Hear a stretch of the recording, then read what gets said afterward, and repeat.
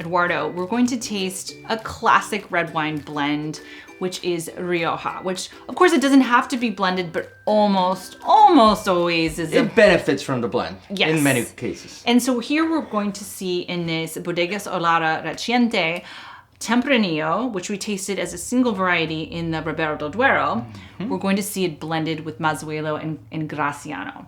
So this is a family, they've been making wine since the 1970s, very close to this beautiful picturesque town called Logroño in the region. But this area in general has a pretty interesting history, I think. Absolutely, all that Bordeaux influence that brought because of the phylloxera. Precisely. Yeah. When France got hit hard by phylloxera, which is this pest that kills vines, they were looking for someplace else to go to create, quality wine, and Rioja was a sort of natural extension. An oasis, yeah. Exactly. And so they brought all this knowledge and quality and history from France into this region, and they changed things in a way because, of course, a lot of these folks from Bordeaux are used to aging in barrique, the barrels.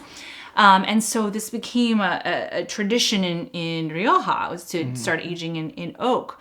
But then Spain had its own outbreak of phylloxera and an economic downturn. And the producers in France, barrels couldn't keep up, plus they were really expensive.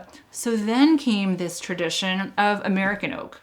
Because of the root from Americas. And it was more affordable at that time anyway to buy American oak. So it's really kind of a fascinating, sometimes we know these things as a style, but we don't always remember the roots. Is fascinating why things happen, right? Exactly. And ultimately that spice of coconut and dill that the American oak brings, combined with in this case, both.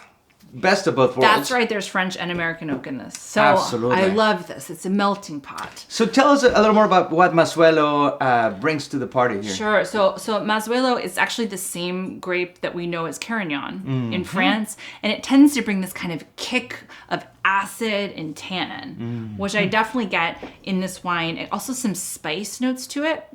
And then Graciano, which you really don't see grown outside of Spain. I mean, very little. Hard to come across, yeah. Right.